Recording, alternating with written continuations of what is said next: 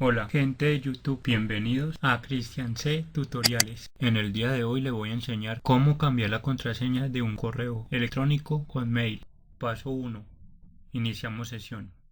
Ingresas el correo, le das siguiente, colocas la contraseña. Otra vez siguiente. Paso 2. Le damos clic en el icono y nos dirigimos en la parte donde dice mi perfil. Luego nos dirigimos a cambiar contraseña.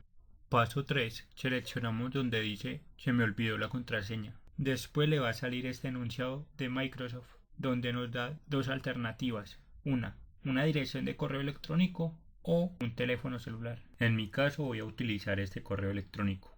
Por ejemplo, si ustedes no tienen un correo alternativo, le pueden pedir el favor a algún familiar.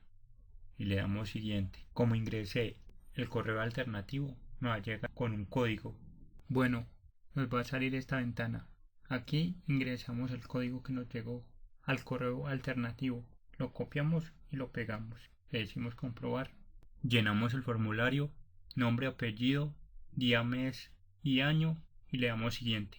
Último paso. Colocamos la nueva contraseña, que sea alfanumérica, números y letras, para mayor seguridad. Listo, esto es todo. Por último le damos siguiente.